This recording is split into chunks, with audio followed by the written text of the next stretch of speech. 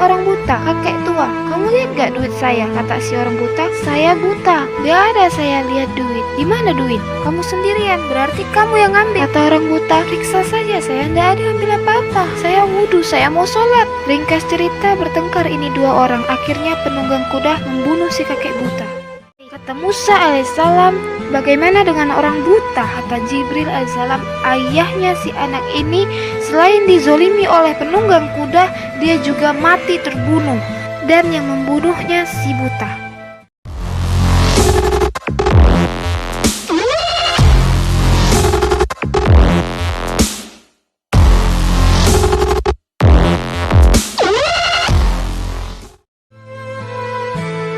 Nabi Musa alaihissalam waktu lagi nunggu di Tur Sina, ada beberapa kejadian yang terjadi. Di antaranya adalah setiap hari beliau menerima wahyu, Taurat turun beberapa ayat, beberapa surah sampai 40 hari sempurna. Ada beberapa kasus terjadi di hari ke-37, dia pernah minta agar diperlihatkan Allah, lalu Allah memperlihatkan dulu ke gunung-gunung sekitarnya berantakan, hancur. Nabi Musa alaihissalam pingsan. Ada sebelum kasus itu terjadi, Musa alaihissalam mengatakan begini, ya Allah, Zat yang Maha Adil, aku ingin sekali melihat keadilanmu. Kasus apa di muka bumi ini yang aku lihat dengan mata kepala, lalu kemudian aku lihat keadilanmu? Jibril alaihissalam datang mengatakan, hai Musa, Tuhanmu berkata, kau tidak akan bisa sabar kalau kau lihat langsung kejadian, lalu kamu menilai keadilan Allah. Tidak semudah itu. Allah pencipta, tahu semua. Dia bilang saya akan coba memahami dengan taufik dari Allah. Allah setuju, baiklah silakan. Musa alaihissalam disuruh mendatangi sebuah sumber mata air di sekitar situ. Tidak ada orang di padang pasir. Tur Sina adalah padang pasir yang luas, gunung-gunung batu. Musa alaihissalam di situ. Perintah Allah, Musa alaihissalam hanya melihat saja, tidak buat yang lain, tidak ikut campur, tidak apa-apa. Lihat saja apa yang terjadi. Musa alaihissalam ambil posisi agak jauh, orang-orang gak lihat, gak ada yang tahu. Ternyata waktu Musa alaihissalam waktu nunggu, ada satu orang naik kuda. Begitu tiba di air, orang ini minum di mata air itu, minum di mata air, dan rupanya di pinggang sebelah kirinya ada kantong isinya dinar, uang ditaruh. Waktu dia minum jatuh, dia tidak sadar waktu jatuh. Kemudian dia naik kudanya, dia pergi. Ini orang pertama yang dilihat oleh Musa alaihissalam. Datang orang kedua, teman-teman sekalian, anak kecil, belum balik, 9-10 tahun. Datang, minum di mata air, dia lihat ada kantong duit dibawa, pergi. Orang kedua, Musa alaihissalam lihat. Orang ketiga datang, orang buta, sudah tua datang, dia dengar suara air, dia lewat musafir, dia minum air itu, dia wudhu, dia mau sholat. Dalam kisahnya dikatakan begitu. Tapi Allahua'alam, zaman Nabi Musa sholatnya apa sama dengan kita? Tidak tahu, karena syariat Nabi Musa alaihissalam berbeda. Mungkin jumlahnya berbeda, mungkin namanya berbeda, mungkin waktunya berbeda. Allahua'alam, kita nggak tahu. Karena kita tahu adalah sholat yang diajarkan kepada Nabi SAW 5 waktu sholat ini. Waktu datang orang buta, begitu selesai wudhu, dia mau sholat. Rupanya kembali si penunggang kuda tadi, kembali ke sini.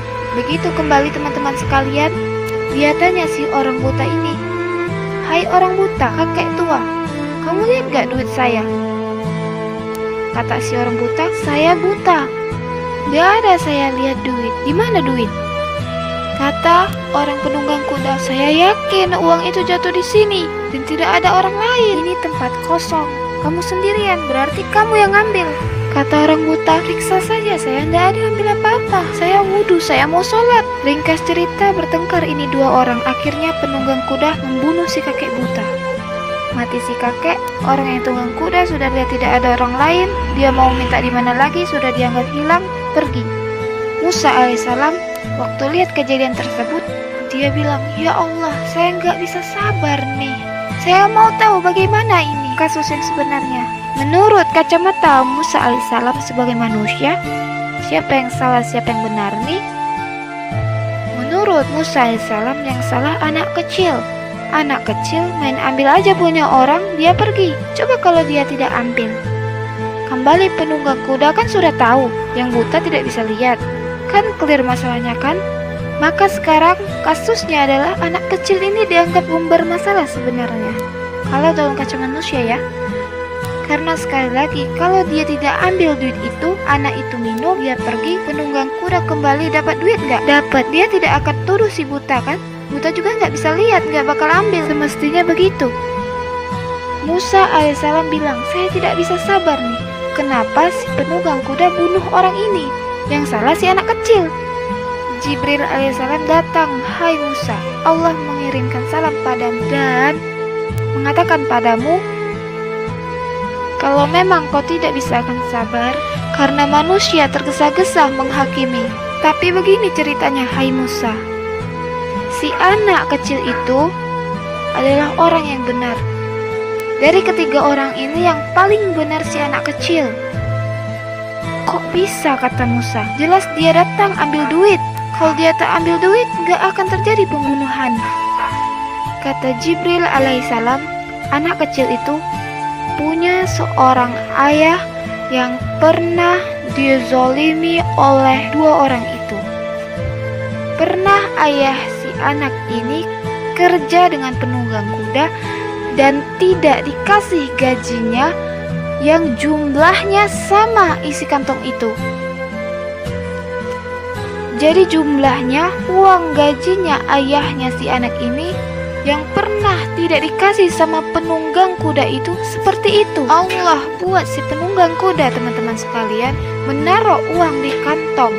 Dia tidak tahu kenapa dilakukan, tidak pernah terpikir akan jatuh di situ. Dia pergi ke tempat itu dekat dengan anak ini, kemudian jatuh di situ.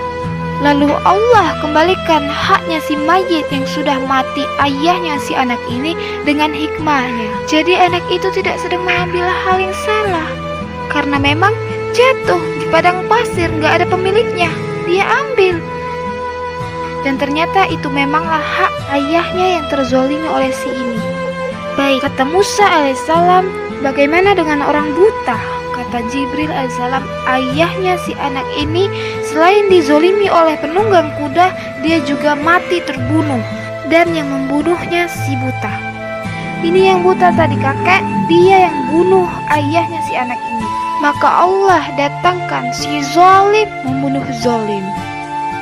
Bisa tangkap bagaimana keadilan Allah, bagaimana penguasaan Allah, teman-teman sekalian.